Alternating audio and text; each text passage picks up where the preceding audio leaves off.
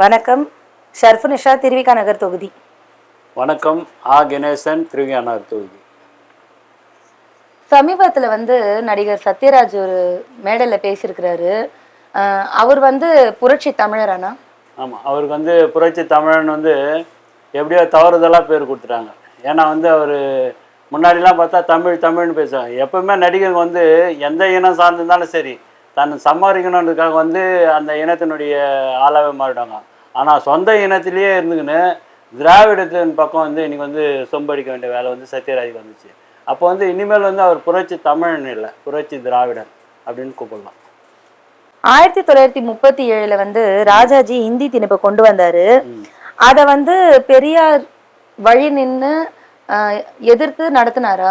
ஆமாம், அதாவது இவனுங்க புழுவுறதுல எக்கச்சக்கமாக இட்டு கட்டுறதுல எதை வேணாலும் சொல்லுவாங்க, எல்லாமே பெரியார் தான் பண்ணார் அப்படின்ற மாதிரி. ஆனால் அதுக்கு வழிகோல் பண்ணவங்க ஃபஸ்ட்டில் இந்திய எதிர்ப்பு எதிர்த்து ஈழத்து சிவானந்த அடிகளார், கியாப்பே விஸ்வநாதம், சோமசுந்தர பாரதி, அப்புறம் மறைமலை அடிகளார், இவங்கெல்லாம் வழிநடத்தி எடுத்துன்னு போய் எதிர்ப்பு தெரிவித்த உடனே அதில் கலந்துக்கணுவர் தான் பெரியார். அவரும் இருந்தார், பங்களிச்சார். தர முன்னெடுத்தது இவங்க தான். அதில் இதை தனத்துடையமா ஆக்குனாங்க. இப்போ எப்படின்னா ஆரியத்தை கோயிலுங்கள்லாம் ஆரியம் கைப்பற்றின மாதிரி, தமிழர்கள்லாம் திராவிடம் கைப்பற்றின மாதிரி இதையும் தமிழருங்க செய்ததை இந்த பெரியார் பேரில் இட்டுக்கட்டு பேசி அதையே சத்யராஜ் ஒரு பெரிய புரட்சி பண்ணிட்ட மாதிரி பெரியாரை பற்றி பேசியிருக்கிறாரு. இப்போ சத்யராஜ் தீவிர எம்ஜிஆர் ரசிகர் அவரு. ஆனா அவர் இப்போ திமுகவுக்கு ஆதரவா பேசுன மாதிரி இருக்குதுன்னா? ஆமா, உண்மையிலே ஒரு விஷயத்த நம்ம புரிஞ்சுக்கணும். அரசியல்ல எனக்கு காமராஜர் பிடிக்கிறதோட்டு இந்திரா காந்தி எனக்கு சுத்தமா பிடிக்காது. ஏன்னா காமராஜருக்கு துரோகம் பண்ணவங்க இந்திரா காந்தின்ற மாதிரி. அதே மாதிரி எம்ஜிஆரை பிடிக்கிறவங்க கண்டிப்பா கருணாநிதியை கண்டிப்பா பிடிக்காது. ஏன்னா அந்த அளவுக்கு துரோகம் பண்ணிக்கிறாரு. அதாவது 1972 கட்சி ஆரம்பிக்கிறதுக்கு முன்னாடி கடைசி நாள் உங்கள் விருப்பம் படம் சயானியில் ஓடினுக்குது.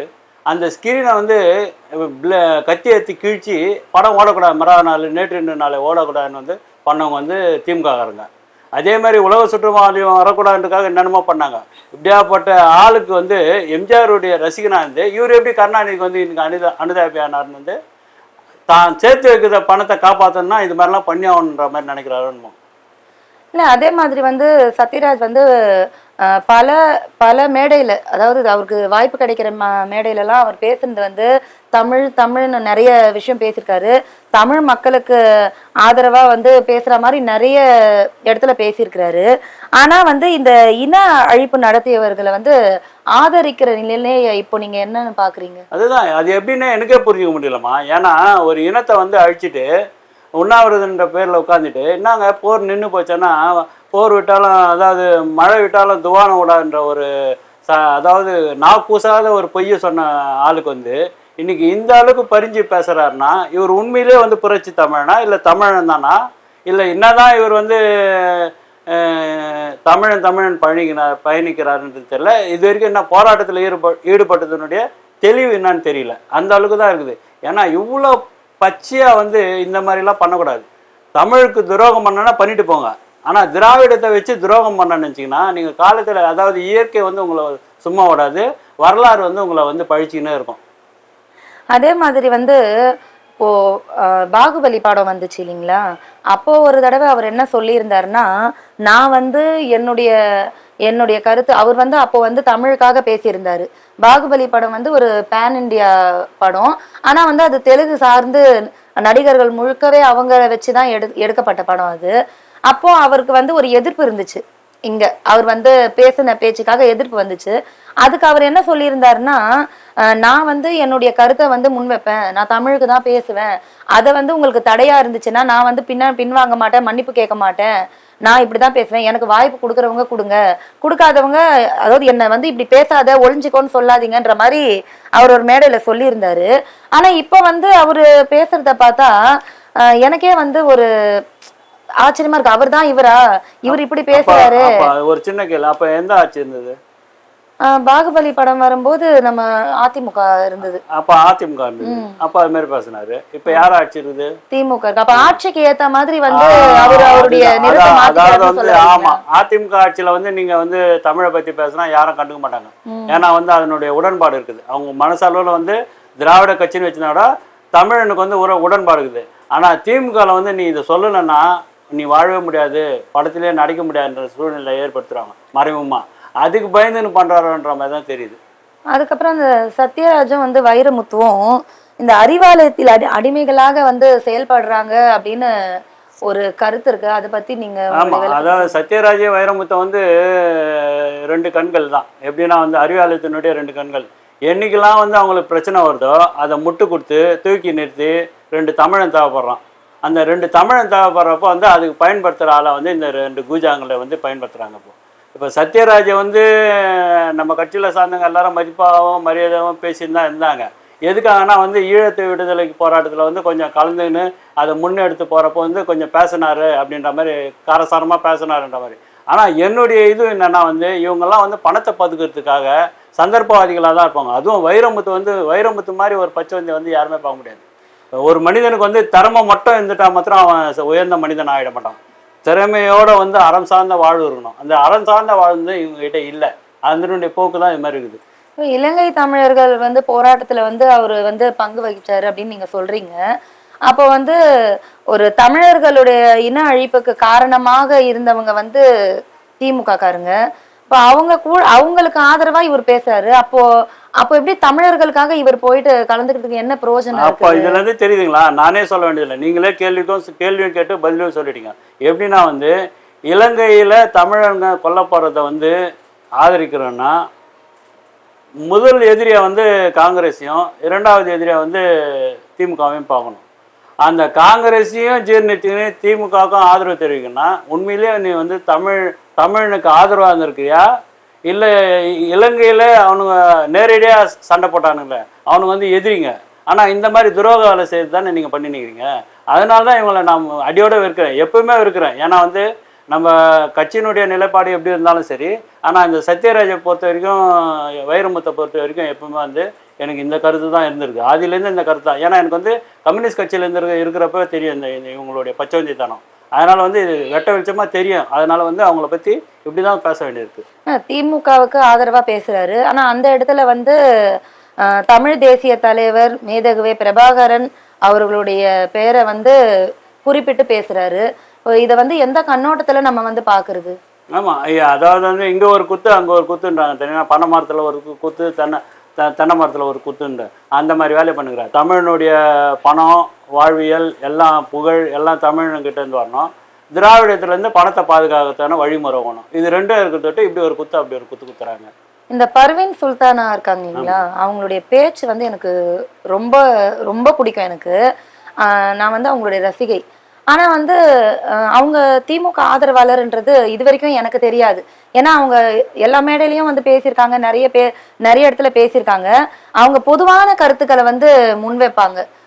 ஆனா இப்போ வந்து நம்ம தாவேகா கட்சி மாநாடு நடத்துனதுக்கு அப்புறமா அவங்களுடைய தோற்றம் வந்து அவங்களுடைய உள்ளுணர்வு வந்து எனக்கு வெளிப்படுற மாதிரி தெரியுது. அவங்க திமுக ஆதரவா வந்து இப்படி பேசுறாங்க. அவங்க அந்த மேடையில அந்த பேச்சுல என்ன சொல்றாங்க, தலைவர் கருணாநிதி இருந்தாரு, முத்துவேல் கருணாநிதி இருந்தாரு, அவருக்கு அடுத்தது வந்து அவருடைய மகன் ஸ்டாலின் வந்துட்டாரு, அதுக்கு அடுத்தது வந்து இப்போ இருக்கிற உதயநிதி இருக்கிறாரு, அவருக்கு அடுத்ததும் இருக்கிறாங்க அப்படின்ற ஒரு வார்த்தையை சொல்றாங்க. இத சொல்லும் போது அதாவது பர்வீன் சுல்தானா ஒரு மகளிர்ல வந்து தைரியமான ஒரு பெண்ணு, நிறைய தைரியமான பேசியிருக்காங்க. அப்ப இந்த கருத்து வந்து கேக்குற எனக்கே வந்து அப்பா தாத்தா மகன் அவருடைய பேரன் அப்படின்ற மாதிரி ஒரு பரம்பரை அரசியல் பண்ற மாதிரி எனக்கு தெரியும் போது இவங்க பேசுறாங்களே, பேராசிரியரா இருக்காங்க, இன்னும் அவங்க கிட்ட நிறைய மாணவர்கள் பாடம் படிச்சுட்டு இருக்காங்க. அப்ப வந்து இந்த ஒரு கருத்தை முன்வைக்கும் போது அவங்களுக்கு எப்படி ஒரு உணர்வு இருந்து இதை வெளிப்படுத்துறாங்கன்னு நீங்க நினைக்கிறீங்கன்னா? அதாம்மா, இவங்க வந்து வாழ்க்கை வாழ்றாங்க, அதில் அறம் இருக்குதான்னு பார்க்கறதில்ல. அறத்தை போதிக்க வேண்டிய ஆசிரியர், அந்த ஆசிரியர் பணியில இருந்துன்னு அறம் சார்ந்து வாழாமல் இழிநிலைக்கு போய் தன்னை பாதுகாத்துக்கணும்னு சில சலுகைகளுக்காக இந்த அரசுக்கிட்ட கொத்தடிமை ஆகிறதுக்கு என்ன வழினா வந்து அவங்கள உயர்த்தி, அதாவது அந்த காலத்தில் சொல்ல வந்தீங்களா, ராஜா மாருங்க இருந்தாங்கன்னா அந்த குருங்க வந்து பஞ்சப்பாட்டு பாடி அவனை வந்து புகழ்ந்து, ராஜா அயோக்கியனாக இருந்தவரை அவனை புகழ்ச்சியாக பாடி பாடி சன்மானம் பெறுவாங்க. அந்த மாதிரியான கூட்டத்தில் வந்து இவங்க சேர்ந்தவங்க. நம்ம தான் நினைக்கிறோம் இவங்க வந்து தைரியசாலி அப்படி இப்படின்னு. ஆனால் உண்மையிலே பார்க்க போனால் இவங்க தான் வந்து வாழ்க்கையை பற்றி ரொம்ப பயந்தவங்க. ஊருக்கெல்லாம் உபதேசம், வீட்டில் வந்தால் பகல் வேஷன்ற மாதிரி தான் ஆள். இப்படி இருக்கிறவங்கள வந்து இந்த மாதிரி தான் பண்ண முடியும். என்னதான் நீ வேஷம் போட்டாலும் உன்னுடைய வேஷம் வந்து காட்டி கொடுத்துரும். அந்த வகையில் வந்து இவங்க இது மாதிரி பண்ணின்னுக்கிறாங்க. அது வந்து இந்த பர்வீன் சுல்தான்லாம் மட்டும் இல்லை, யார் யார் இன்றைக்கி வந்து முன்னணியில் இருக்கிறாங்களோ எல்லாருமே வந்து இவங்க பயன்படுத்துகிறாங்க. அதுவும் இந்த விஜய் வந்ததுலேருந்து கண்டிப்பாக திமுக வந்து ரொம்ப நடுங்க ஆரம்பிச்சிச்சு. கேட்டால் எங்களுக்கு பயம் இல்லை, நாங்கள் 234 ஜெய், ஃபஸ்ட்டில் 200 சொன்னாங்க, விஜய் வந்ததுக்கப்புறம் 234 ஜெய் பண்ணுவோம்னு சொல்கிறாங்க. விஜய் வந்து ஒரு அரசியல் பொருட்டாக வந்து இவங்க நினைக்கலன்னா இந்த மாதிரியான ஆளுங்கள்லாம் வச்சு பேச வேண்டிய அவசியம் கிடையாது. நம்மளுக்கு தெரியும் விஜயனுடைய லிமிட்டேஷன் எவ்வளோன்னு தெரியும், எந்த அளவுக்கு அவருக்கு அரசியல் புரிதல் இருக்குது. அந்த அளவுக்கு ஒன்றும் தெளிவான புரிதல் இல்லை. ஏன்னா வந்து எப்போ வந்து யார் எழுதி கொடுத்தாலும் அதை அப்படியே படிச்சிடுறாங்கன்னா அவங்களுக்குன்னு ஒரு தத்துவம் இல்லைன்றப்போ அவங்க வந்து வீழ்ச்சி அடைகிறது வந்து சுலபம். ஆனால் உண்மையிலே நம்மளுக்கு அது தெரியுது, ஆனால் திமுகங்களுக்கு வந்து அது பயம் ஏற்படுது. அது வந்து இப்போ திமுகவுக்காக பேசுறவங்க முத்துவேல் கருணாநிதியோட பேரை வந்து பயன்படுத்துறது இல்ல. அவங்க அப்படி ஒரு பெருமை அடையிறதுக்கு என்ன இருக்குதுன்னா, இப்போ கருணாநிதி அப்படின்னு நம்ம சொல்றது அவர் ஒரு இனத்தோட, தமிழ் இனத்தோட துரோகி அப்படின்னு நம்ம நாம் தமிழர் கட்சியில இருந்து நம்ம சொல்றோம். அவருடைய பேரை பெருமையா சொல்றதுக்கு இவங்க எந்த விதத்துல பெருமை அடைகிறாங்கன்னு புரிய மாட்டேங்குது. அதான் நான் எங்க நண்பர்கிட்ட எல்லாம் பேசுறப்போ இலங்கையில ஒரு கருணா தமிழ்நாட்டில் ஒரு கருணாநிதி அப்படின்னு தான் நான் பேசுவேன்.